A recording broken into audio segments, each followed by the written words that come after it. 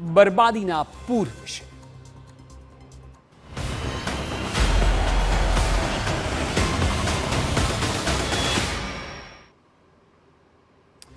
ઉનાળામાં આવ્યું છે બરબાદીનું પૂર, જેને કારણે ખેતરોના ખેતર થઈ ગયા છે સાફ।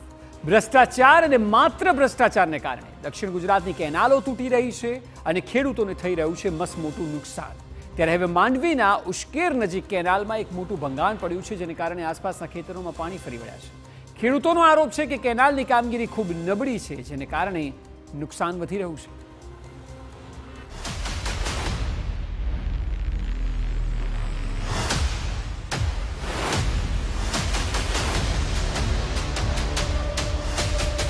ઉનાળાની શરૂઆતમાં પૂર જેવા દ્રશ્યો।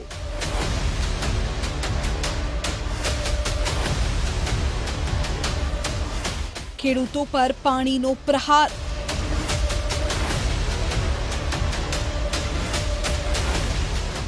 ઊભા પાક પર ફરી વળ્યા પાણી।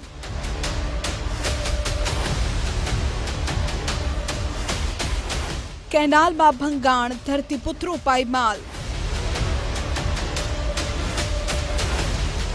કોની બેદરકારીથી ખેડૂતોને નુકસાન?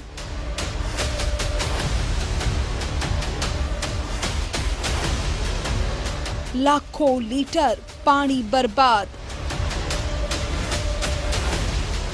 હજુ તો ઉનાળાની શરૂઆત થઈ છે, ત્યાં પૂર જેવા દ્રશ્યો સુરતના માંડવીથી સામે આવ્યા છે। સુરતની કેનાલમાં ભંગાણ થતા ખેતરોમાં પાણી ફરી વળ્યા।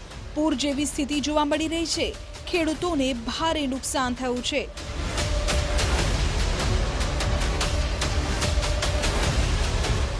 સુરતમાં માંડવીના ઉશ્કેર નજીક આવેલી કેનાલમાં મોટું ભંગાણ થયું છે। કેનાલમાં ભંગાણને કારણે પાણી નજીકના ખેતરોમાં પહોંચી ગયા છે, જેનાથી ખેડૂતોને ભારે નુકસાન થવાની સંભાવના છે। હાલ સિંચાઈ અધિકારીઓ ઘટના સ્થળે પહોંચી ગયા છે। જો કે હજુ સુધી પાણીનો પ્રવાહ બંધ થતા કલાકોનો સમય લાગી શકે તેમ છે। પાણીનો પ્રવાહ રોકાઈ રહ્યો નથી, ત્યારે ખેડૂતોના પાકને નુકસાન થવાનો ભય છે। નોંધનીય છે કે અગાઉ પણ આ કેનાલમાં ભંગાણ થયું હતું, જેના કારણે કેનાલના સમારકામમાં ભ્રષ્ટાચારની આશંકા વ્યક્ત કરવામાં આવી રહી છે। ધરમપુર ગામે જે નહેર તૂટી છે એમાં પાણી છોડવામાં આવેલું છે। એ કાકરા ખાડીએ પાણી ડાયવર્ટ કરવાથી આજે લાખો ખેડૂતોને નુકસાન થયું છે। એમાં તલ, શેરડી એમ કરી ઘણા મોટા ખેડૂતોને નુકસાન થયું છે। 2 દિવસ સુધી ચાલી શકે છે સમારકામ। માંડવી ઉશ્કેર નજીક કેનાલના ભંગાણ બાદ હાલ પાળો બાંધવાની કામગીરી શરૂ કરવામાં આવી છે, પરંતુ પાણીનો પ્રવાહ હજુ સુધી બંધ નથી થઈ રહ્યો અને ખેડૂતોના પાકને ભારે નુકસાન થવાની સંભાવના છે। ત્યારે આ મુદ્દે સિંચાઈ વિભાગના અધિકારીએ જણાવ્યું કે વહેલી સવારે 3 વાગે અમને એક ખાતેદારનો કોલ આવ્યો હતો કે કેનાલમાં આ સ્થળે એક ભંગાણ પડ્યું છે। બાદમાં તપાસ કરાવતા વિગત સાચી હોવાની જાણ થઈ અને તુરંત 0HR-માંથી અમે તાત્કાલિક મેઇન કેનાલના દરવાજા બંધ કરાવ્યા અને એસ્કેપ ઓપન કરાવી પાણી ડાયવર્ટ કર્યું। હાલ યુદ્ધના ધોરણે કેનાલના સમારકામની કામગીરી શરૂ થઈ ચૂકી છે, જે 2 દિવસમાં પૂર્ણ થઈ જશે। તપાસ કરાવતા વિગત સાચી હોય 0HR પરથી અમે તાત્કાલિક જે મેઇન કેનાલના દરવાજા છે તે બંધ કરી દીધા હતા અને પાણીને ડાયવર્ટ કર્યું હતું એસ્કેપ ઓપન કરાવીને। હવે આજે સ્થળ પર અત્યારે અમે બધા હાજર છે અને સ્થળનો પરિસ્થિતિ જોતાં અત્યારે 7-8 કલાકની અંદર કેનાલમાં પાણી ડાઉન થવાથી યુદ્ધના ધોરણે કામગીરી ચાલુ કરવામાં આવશે અને આઈ થિંક કામગીરી 1 થી 2 દિવસની અંદર પૂર્ણ કરવામાં આવશે। મહત્વનું છે કે હવે ઉનાળાની શરૂઆત થઈ ગઈ છે। ટૂંક સમયમાં ખેડૂતોને સિંચાઈ માટે પાણીની તાતી જરૂરિયાત ઊભી થશે। એવા સમયે કેનાલમાં ભંગાણ થવાને કારણે પાણીનો વેડફાટ થઈ રહ્યો છે। જોકે તંત્રના ભ્રષ્ટાચારના ભોગે ખેડૂતોને નુકસાની વેઠવી પડે તેવી સ્થિતિ સર્જાઈ છે।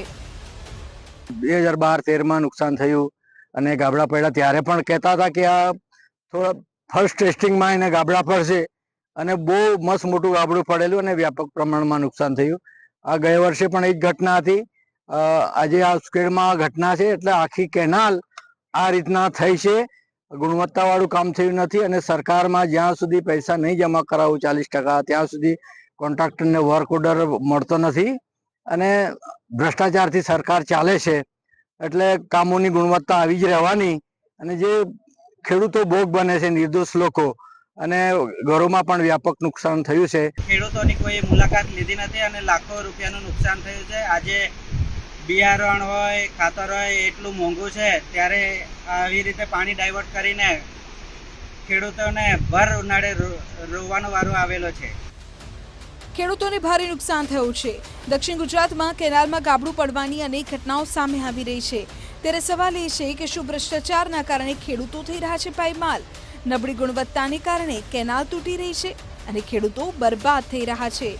Bureau report TV9.